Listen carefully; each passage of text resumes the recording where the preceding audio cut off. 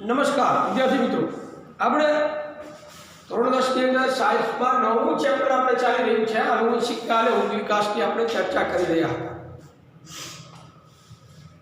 છેલ્લે આપણે જીવાશ્મો વિશેની માહિતી પ્રાપ્ત કરી હતી.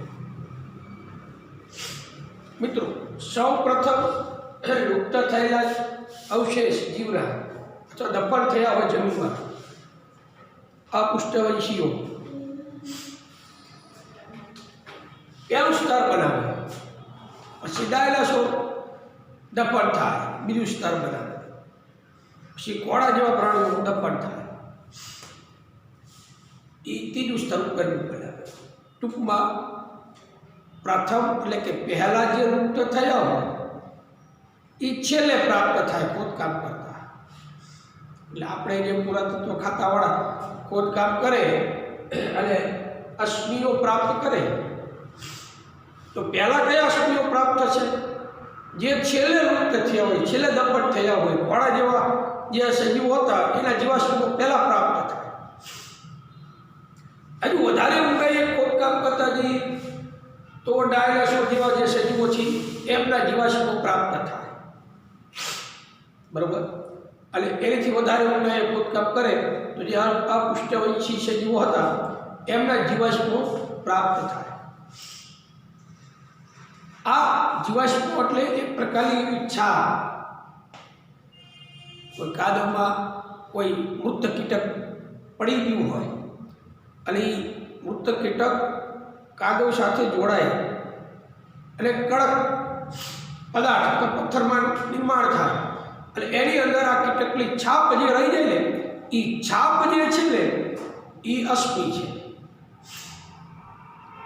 તો હવે આગળ ઉદ વિકાસના તબક્કાઓ આપ્યા છે.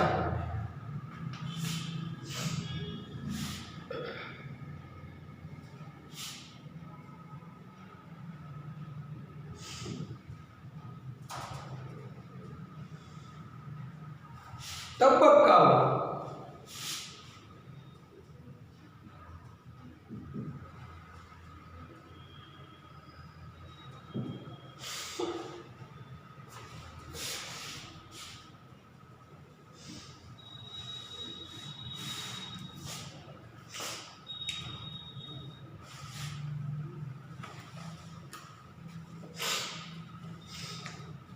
જો બાજુમાં એક આકૃતિ આપેલી છે, પ્લેનેરિયાની આકૃતિ આપેલી છે. ચપટાકૃતિ કહેવાય. પ્લેનેરિયાનું બીજું નામ છે ચપટાકૃતિ. કરમિયા એ પ્રકારના. એક પ્રશ્ન તમને પૂછાય છે, સૌ પ્રથમ આંખની ઉત્પત્તિ કયા સજીવમાં થઈ? સૌ પ્રથમ આંખની ઉત્પત્તિ કયા સજીવમાં થઈ? તો એ હતા પ્લેનેરિયા. અહીંયા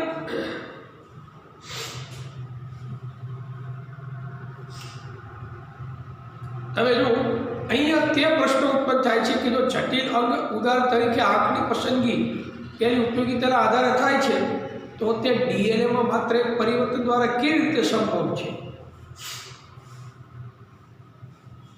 આંખ પહેલાના સજીવમાં આંખો નહોતી. જ્યારે આવું તો આપણને વૈજ્ઞાનિકો દ્વારા માહિતી આપવામાં આવી છે કે આંખની ઉત્પત્તિ સૌ પ્રથમ કયા સજીવમાં થઈ?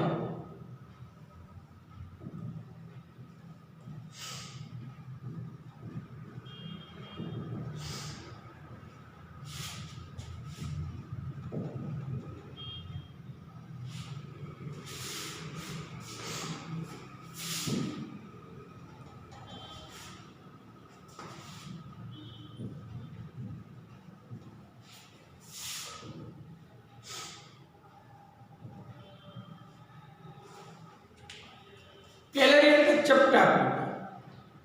હવે જટિલ અંગ ઉદાહરણ તરીકે આપણે એવું આંખની પસંદગી જો કરીએ તો એની ઉપયોગિતાના આધારે થાય છે તો તે ડીએનએમાં માત્ર એક પરિવર્તન દ્વારા કેવી રીતે સંભવ છે?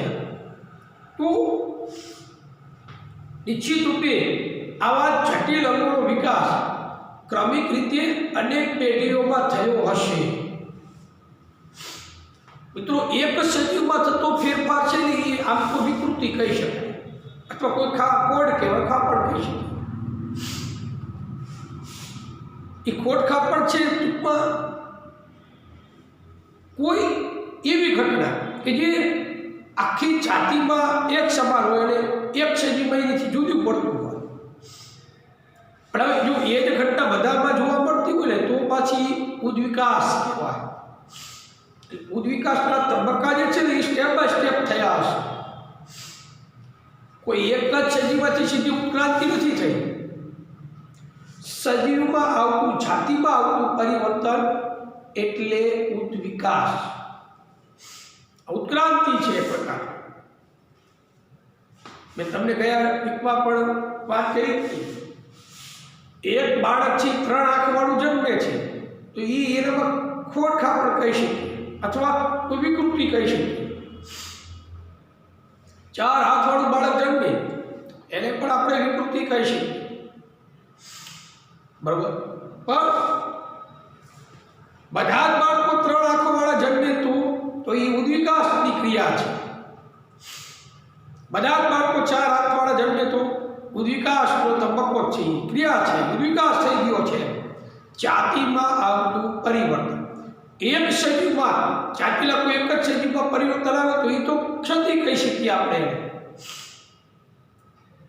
આપણે બાળકોમાં જન્મનાર બાળકો મિત્રો સ્ત્રી અને પુરુષ જ જન્મે એવું કાંઈ નથી. જન્મનાર બાળક નર જ હોય માદા જ હોય એવું નથી. કારણ કે નરેલું હોય માદેલું હોય, અડધું અંગ સ્ત્રીનું હોય, અડધું અંગ પુરુષનું હોય શકે. જે પ્રજનન ક્ષમતા પ્રાપ્ત કરતા નથી એવા પણ બાળકો જન્મે છે, જેને આપણે વેડર સમાજ કહીએ છીએ. જે પ્રજનન કરવામાં સક્ષમ નથી હોતા પણ એ હોય છે જીવનથી. તો એવા કેટલાય લોકો છે, 1 લાખ 2 લાખ એવા એકાદી સજીવ જન્મે જ છે જે સ્ત્રી નથી અને પુરુષે નથી, એવા બાળકો. તો આ ડીએનએમાં થતી કોઈ ક્ષતિના કારણે આવું બનતું હોય છે.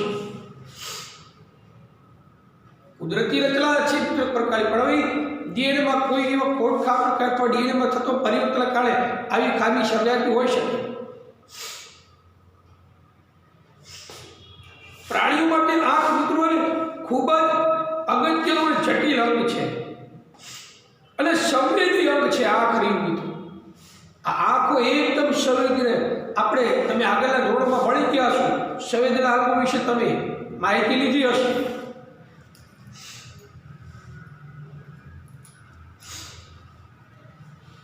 સંવેદી અંગ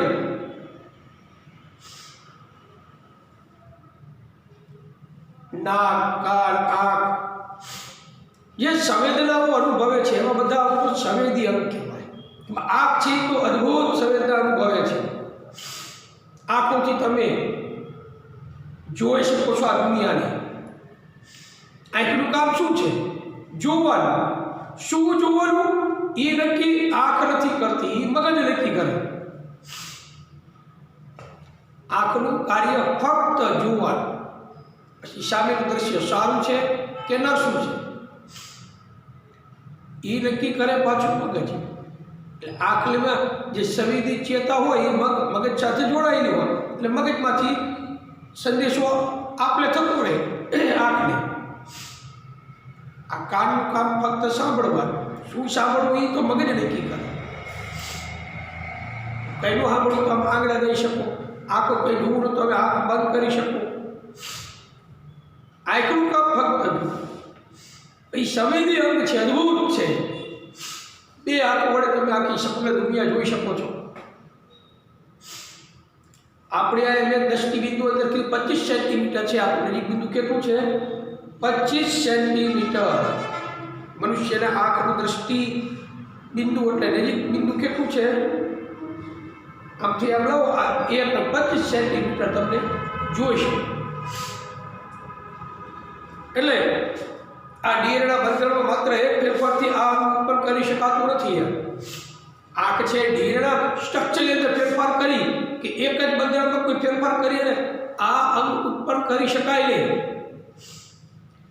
આવી જટિલ અંગોનો એટલે આવા જે ખૂબ જ અઘરા અંગ કહી શકાય, ગૂંચવણભર્યા જટિલ અંગો, આ અંગોનો વિકાસ ક્રમિક રીતે ઘણી પેઢીઓમાં તબક્કાવાર થયો છે.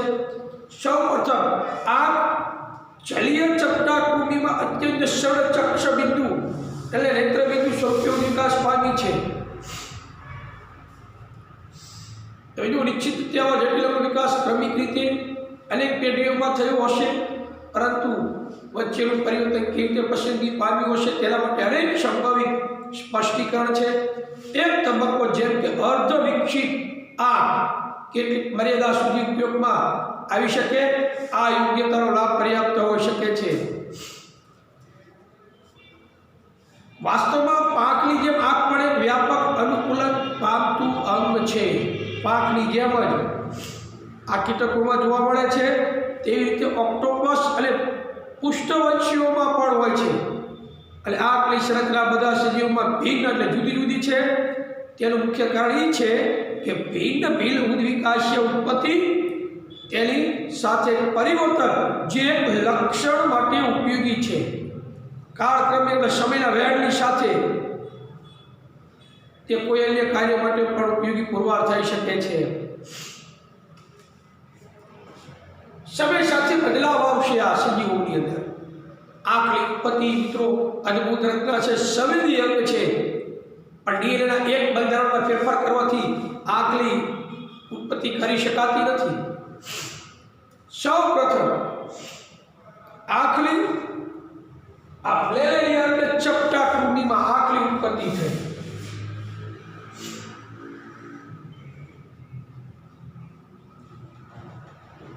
ચપટા કૃમિ સૌ પ્રથમ આંખની ઉત્પત્તિ ચપટા કૃમિમાં થઈ છે.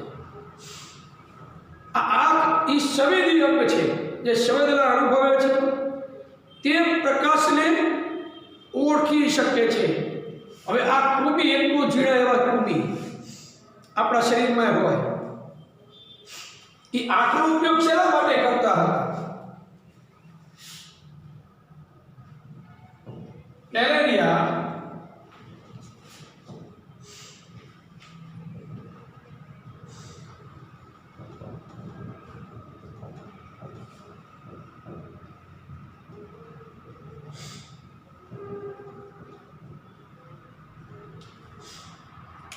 આંખનો ઉપયોગ પ્રકાશને શોધવા માટે કરતા. પ્રકાશને સરળતાથી શોધી શકતા. આ પ્લેલેરિયા સૌ પ્રથમ જે આંખની ઉત્પત્તિ થઈ, આપણે પૂછે સૌ પહેલા કયા સજીવમાં આંખ આવી હશે? એ આંખની ઉત્પત્તિ સૌ પહેલા પ્લેલેરિયામાં થઈ. અને પ્લેલેરિયા આંખનો ઉપયોગ શું કરતા હશે, કેવી રીતે? તો પ્લેલેરિયા છે સરળતાથી પ્રકાશને શોધી શકતા હતા. પ્રકાશને શોધવા માટે આંખનો ઉપયોગ કરતા હતા. ચપટા કૃમિમાં બિંદુ સ્વરૂપી આ રચના પ્રાણીને જીવિતતા માટે અનુકૂલન આપે છે. ચપટા કૃમિ જે છે બિંદુ સ્વરૂપી આંખની રચના ટપકા જેવી હતી રચના, તો આ પ્રાણીને જીવિતતા માટે અનુકૂલન પામે છે, તે આપે છે. તમે જોઈ શકો છો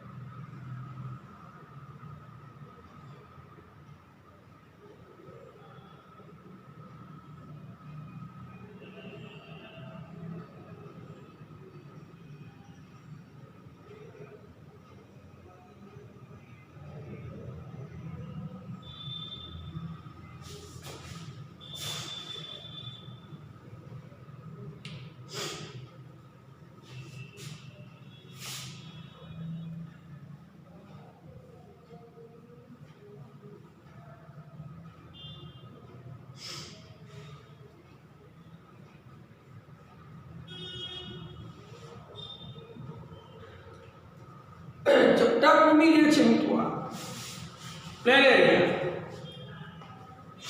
આંખથી ટપકા સ્વરૂપે છે, પણ એ અછીલા સજીવ માટે અનુકૂલન પામી શકે.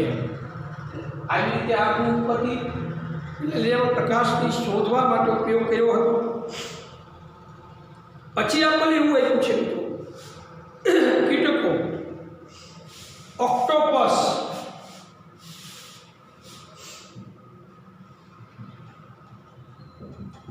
કીટકો,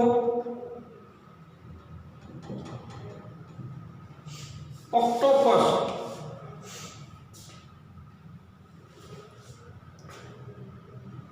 ઝીણા એવા સૂક્ષ્મ સજીવો છે કીટકો. એટલે ઓક્ટોપસ એટલે તમે જોયું હશે તે પ્રકારની તારા માછલી જેવું રચના. એક અંગ્રેજી ફિલ્મ પણ છે ઓક્ટોપસ, વિશાળ કદનું ઓક્ટોપસ છે, સમગ્ર આમ મોટા મોટા સ્ટીમરોને સમુદ્રમાં ખેંચી લે છે. આ ઓક્ટોપસ જ્યારે ફૂટબોલ વર્લ્ડ કપ થાય ત્યારે ઓક્ટોપસ બાબાને તમે ન્યૂઝ જોતો હોય તો આવે છે જર્મની કે એ લોકો કયા દેશ જીતશે ફાઇનલ એ જાહેરાત કરે. એક પ્રકારની 8 પગવાળું આ માછલી છે ઓક્ટોપસ.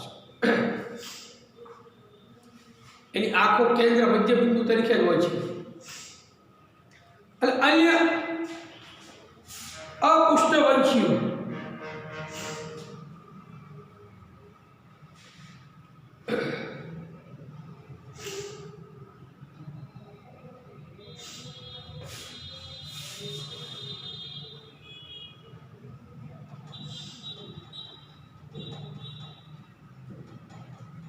તથા મનુષ્ય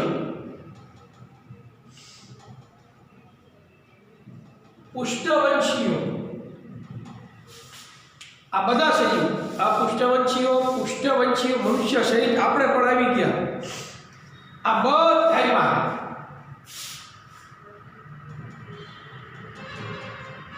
આંખની રચના કેવી હોય?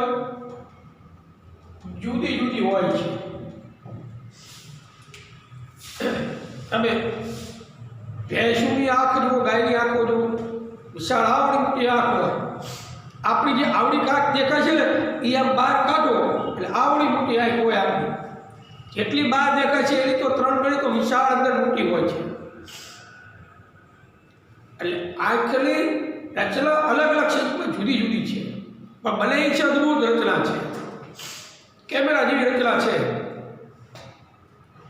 હા, 570 મેગાપિક્સલનો કેમેરો હોય મિત્રો, એવી આંખ છે આપણી. આ બેઠા બેઠા તમે ચંદ્રને તારાઓને નિહાળી શકો એટલી એની કેપેસિટી છે. આ આંખો જે છે એ અનુકૂલનને અનુરૂપ વિકાસ દર્શાવે છે. વાતાવરણને અનુકૂલન થાય, સજીવોને અનુકૂલિત થાય, એટલે આંખો છે અનુકૂલન ને અનુરૂપ વિકાસ પામે છે. આ પહેલે જેમાં તમે જુઓ એક ટપકા સ્વરૂપે આંખનું ઉત્પત્તિ થઈ, પછી આ બધા સજીવમાં આંખની રચના જુદી જુદી જોવા મળે છે. એ એમની પ્રકૃતિ પર્યાવરણને આધારે અથવા જાતિના જે સમુદાય પ્રમાણે કઈ રીતે આંખની ઉપયોગિતા છે તે રીતે આંખ અનુકૂલન રીતે વિકાસ થાય છે, અનુકૂલિત પામે છે. ઉચ્ચ પ્રાણીઓ જે હોય તો એ ઉચ્ચ પ્રાણીઓમાં આંખની જટિલ રચના ઘણી પેઢીઓમાં તબક્કાવાર વિકાસના પરિણામે ઉત્પન્ન થઈ છે.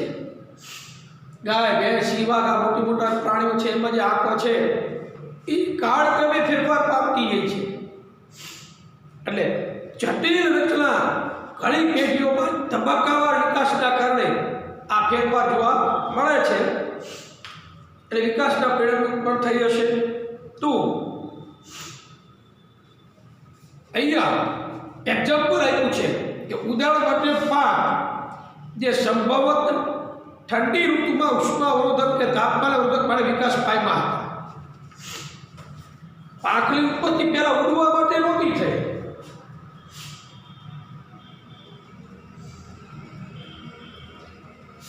પાકની ઉત્પત્તિ પહેલા ઉડવા માટે નહીં, શેના માટે હતી?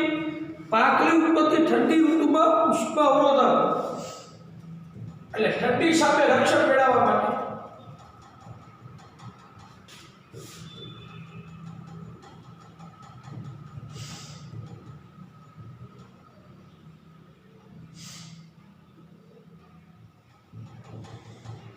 ઉત્પન્ન થઈ હતી ઠંડી સામે પેલા રક્ષણ પ્રાપ્ત કરવા માટે. એટલે પક્ષીઓ ઉડવા માટે પેલો ઉપયોગ નહોતો થતો પાકનો. પાકને તાપમાન રોધક એટલે કે ઠંડી સામે રક્ષણ પ્રાપ્ત થાય, ઉષ્માવર્ધક કે તાપમાન અવરોધક માટે વિકાસ પામ્યા હતા. પછી કાળક્રમે એમાં બદલાવ આવ્યો.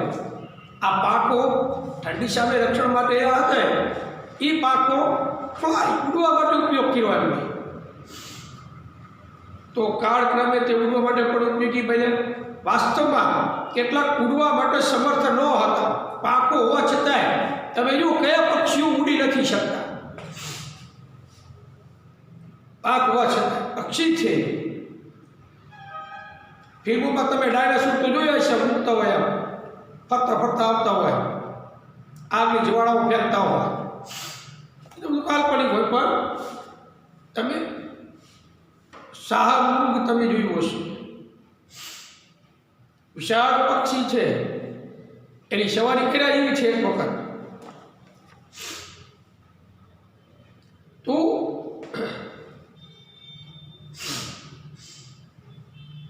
કાળક્રમે તે ઉડવા માટે પણ ઉપયોગી બન્યા.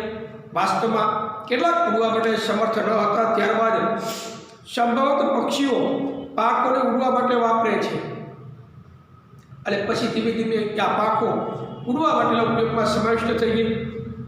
ડાયનોસોર સરીસૃપ હતા. ટીક કરી લેજો. ડાયનોસોર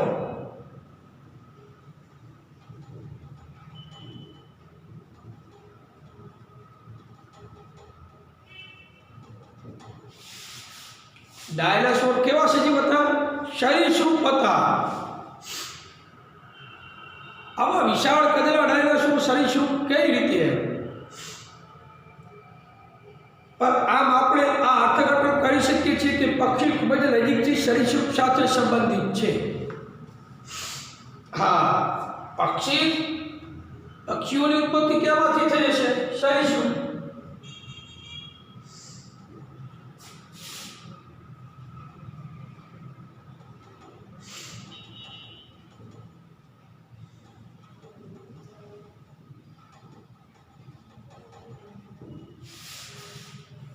પક્ષીઓની ઉત્પત્તિ સરીસૃપમાંથી થઈ હશે એમ કહેવાય.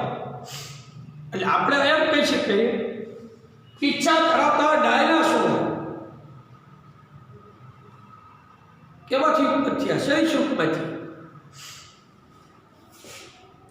ડાયનાસોર પીછા ધરાવતા હતા, એટલે આ પીછાઓનો વિકાસ કેવી રીતે થયો હશે? તો પક્ષીઓના પીછાના તબક્કાવાનો વિકાસ થયો છે. સૌપ્રથમ પીછા પક્ષીઓમાં નહોતા ઉત્પન્ન થયા. તો સૌપ્રથમ પીછાઓનો વિકાસ કેમાં થયો હતો? તો પ્રથમ પીછાઓનો વિકાસ ડાયનાસોરમાં થયો હતો. કેવા? ડાયનાસોરમાં. સરીસૃપ હતા ડાયનાસોર.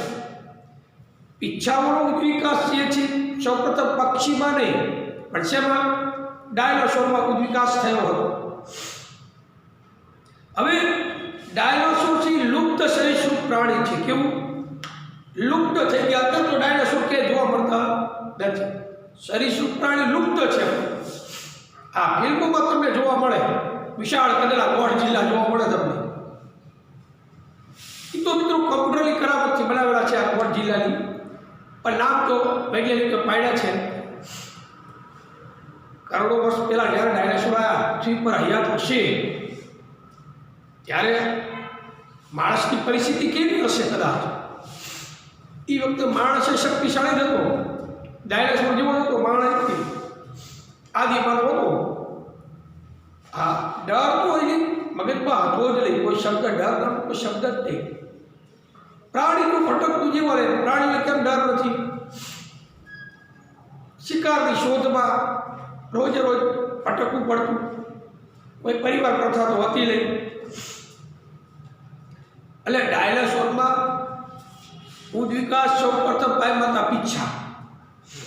એટલે આ ડાયનાસોર લુપ્ત સરીસૃપ પ્રાણી છે. કેટલાક ડાયનાસોરમાં પીછા ઉડવા માટે નહીં, પણ ઠંડી સામે રક્ષણ પ્રાપ્ત કરવા માટે આ પાકની ઉત્પત્તિ થઈ હતી. ડાયનાસોર છે ઉડવા માટે ઉપયોગ નહોતા કરતા પીછાવાનો, પણ ઠંડી સામે રક્ષણ પ્રાપ્ત કરવા માટે એ ઉષ્માવર્ધન માટે વિકાસ પામ્યા હતા.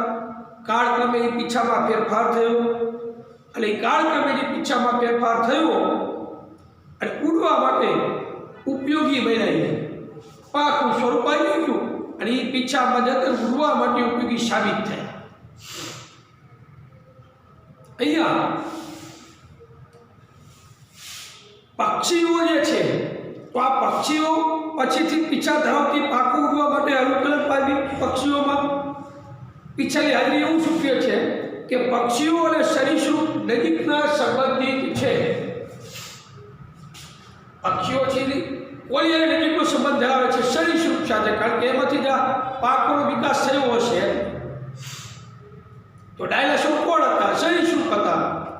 એટલે ડાયનાસોર સરીસૃપ હતા ને કેટલાક ડાયનાસોર પીછા ધરાવતા પણ હતા, પણ એ ઠંડી સામે રક્ષણ પ્રાપ્ત કરવા માટે પાછળથી ઉડવા માટે એ પાકોનો ઉપયોગ કરવા લાગ્યા, જે પછીથી પક્ષીઓમાં ઉડવા માટે એ પાક મદદરૂપ બની છે. તો આ પીછા ધરાવતા કેટલાક ડાયનાસોરમાંથી ઉડવા માટે પક્ષીઓમાં પીછાનો વિકાસ થયો છે. તમે આકૃતિ જોઈ શકો છો. અહીંયા પીછા આકૃતિ. આ ડ્રોમોસોર પરિવારનો એક નાનો ડાયનોસોર છે. ડાયનાસોરના સ્થિઓની સાથે પાંખની છાપ પણ રક્ષણ થયું હતું. અહીં આપણે અગ્રભાગ પર સ્થિત પાંખની છાપને જોઈ શકીએ છીએ. આકૃતિ અહીંયા છે. જીવાશ્મના શીર્ષ પાંખડી નીકળતા આ ડાયનાસોર ઉડવા માટે અસમર્થ હતા. તે સંભવ છે કે પાંખનો વિકાસ ઉડવાની સાથે કોઈ સંબંધ ન રહ્યો હોય. ટૂંકમાં જેટલા ડાયનાસોરના જીવાશ્મો મળી આવ્યા છે એમાં પાંખોના પણ અવશેષો પ્રાપ્ત થયા છે. એટલે ડાયનાસોર સરીસૃપ હતા, જે પીછાઓ ધરાવતા હતા. એ પીછાઓ ઉડવા માટે ઉપયોગ નહોતા કરતા, ઠંડી સામે રક્ષણ પ્રાપ્ત કરવા માટે કરતા હતા. પણ પાછળથી આ પીછાઓ વિકાસ પામી પક્ષીઓમાં ઉડવા માટે એનો ઉપયોગ થવા લાગ્યો.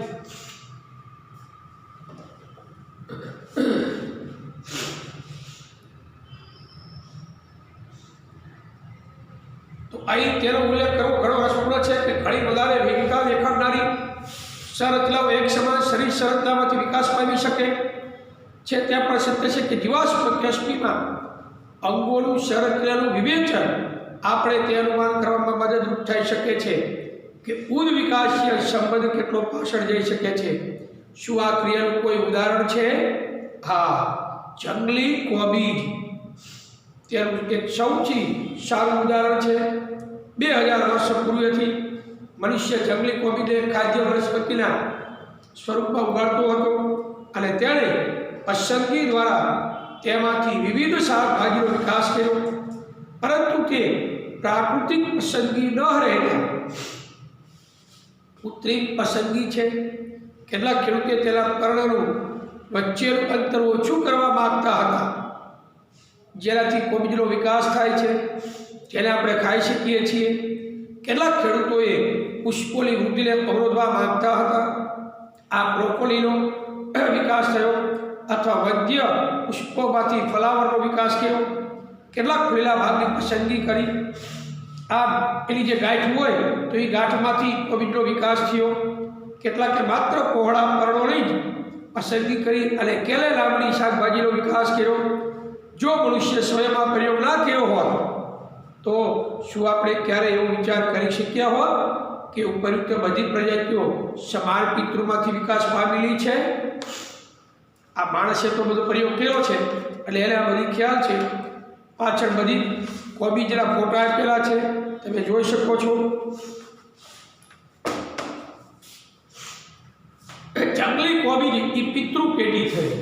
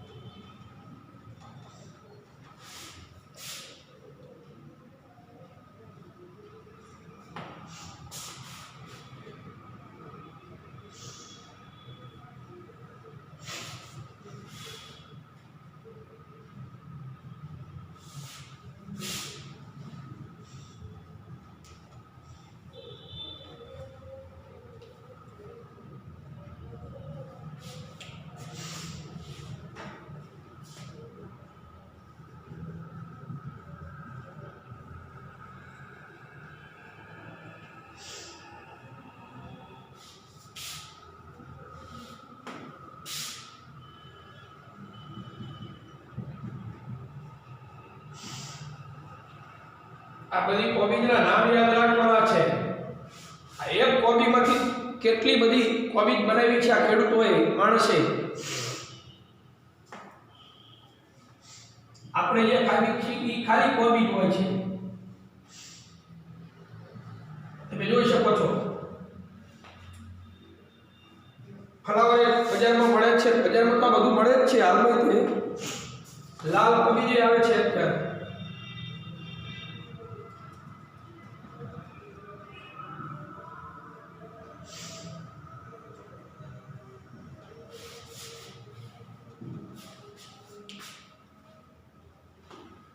અને કેલે ખબર પડે એ આ કેલે આટલી જાતો વિકસાવી છે એક જ કોબી, જંગલી કોબીજમાંથી। તો આવી ઘણી વિભિન્ન દેખાતી જે રચનાઓની ઉત્પત્તિ આપણે આ સામાન્ય પૂર્વજમાંથી થઈ છે। 2000 વર્ષ પહેલાની ઘટના છે। કૃત્રિમ પસંદગી દ્વારા જંગલી કોબીજમાંથી ઉદ્વિકાસની પ્રક્રિયાથી ભિન્ન દેખાતી વનસ્પતિ એનો ઉછેર કરવામાં આવે છે। 2000 વર્ષ પહેલા, કેટલા 2000 વર્ષ પહેલા ખેડૂતો ખાદ્ય વનસ્પતિ તરીકે જંગલી કોબીજ ઉગાડતા હતા। હવે 2000 વર્ષ પહેલા આ મળતી, આ જંગલી કોબીજ મળતી એટલે એ ખાદ્ય પદાર્થ તરીકે જ ઉગાડતા હતા ખાવા માટે। એક જ જંગલી કોબીજ। જંગલી કોબીજમાં શું હતું તમે આકૃતિ જોઈ શકો છો। પર્ણ વચ્ચેનું અંતર ઘટાડી ખોરાક તરીકે ઉપયોગી કોબીજનો વિકાસ થયો। જંગલી કોબીજ વિશાળ છૂટા છૂટા પર્ણ હતા ને એ પર્ણનું અંતર ઘટાડ્યું અને એમને જંગલી કોબીજમાંથી ખાલી કોબીજ બનાવી, જે અત્યારે પણ મળે છે। ફોડી નાખો કઈ નીકળે જ નહીં, બધા પાંદડા ઉતરતા જાય, કોબીજમાં કઈ હોય ને એ પાંદડાનું શાક કરવાનું હોય। તો એ કોબીજ આપણે અત્યારે બજારમાં મળે છે, કહીએ પણ છે એનું લીલોતરી છે, પેટલી શાકભાજી પણ વ્યવસ્થિત, એનું સ્લાડ પણ સારું થાય છે। તો જંગલી કોબીજમાંથી કોબીજનો વિકાસ કર્યો ખેડૂતે। પછી શું કર્યું, કેટલાક ખેડૂતોએ કોબીજના જે પુષ્પોમાં વિકાસ અટકેલો હતો એટલે અર્ધવિકસિત પુષ્પો હતા તેવી જાતો એમણે મેળવી અને એમણે બ્રોકોલીનો ઉપયોગ, આ બ્રોકોલીનો વિકાસ કર્યો કોબીજમાંથી। પછી કેટલાક ખેડૂતોએ એવું કહ્યું કે કોબીજમાં જે વંધ્ય પુષ્પો હોય એટલે પરાગનયન થયા વગરના, બરાબર, વંધ્ય પુષ્પો જે હોય તો એ પુષ્પો તરફથી જાતો મેળવી એવો એમને ફ્લાવર તરીકે વિકાસ કર્યો, ઉછેર કર્યો। એટલે કહેવાય આ ફ્લાવર તરીકે બ્રોકોલી અને ફ્લાવર આમ તો સેમ ટુ સેમ લાગે, થોડુંક ફેર હોય છે એમાં। એટલે જંગલી કોબીજના જે ફૂલેલા ભાગ હતા, જંગલી કોબી એના ફૂલેલા ભાગની પસંદગી કરી એમાંથી એમણે નવી જે વિશિષ્ટતા ધરાવતી જે કલરવી આનો વિકાસ કર્યો। એમ બજારમાં મળે જ છે, બધી શાકભાજી અત્યારે પ્રાપ્ય છે। અને કેટલાક ખેડૂતોએ જંગલી કોબીજના ફક્ત થોડા મોટા પર્ણોનો વિકાસ કરવાને કેળે તરીકે ઓળખાતી આ જાત એમણે પ્રાપ્ત કરી। તમે જોઈ શકો છો ઓલી તાંદળિયાની ભાજી હોય તો પારણા હોય, પાંદડા જેવી રચના ધરાવે છે, એ કેળનો વિકાસ કર્યો એમણે। કેટલાક પાંદડાયુક્ત શાકભાજી છે આ કેળે। અને આ બધી જાતો વ્યક્તિગત રીતે જંગલી કોબીજ પૂર્વજો કરતાં અલગ દેખાય છે। આ જંગલી કોબીજ જે હતી એના કરતાં બધી જાતો જુદી પડે છે। આપણે એમ લાગે બધી અલગ અલગ શાકભાજી હશે, પણ આ બધી શાકભાજીનો પૂર્વજ તો એક જ હતો, જંગલી કોબીજ। એમાંથી આ વિકાસ થયા છે, એટલે કાળક્રમે એમાં બદલાવ આવે। તો આ બધી કોબીજ હાલના તબક્કે પ્રાપ્ય છે। સૌથી વધારે આપણે આ કોબીજનો ઉપયોગ કરીએ, ફ્લાવરનો ઉપયોગ કરીએ છીએ, તેમ છતાં બ્રોકોલી પણ મળે છે। હવે તો લાલ કોબીજ આપણને મળે છે બજારમાં, એના નથી અત્યારે થોડા સમયથી આ લાલ કોબી બજારમાં પ્રાપ્ત થાય છે। તો અહીંયા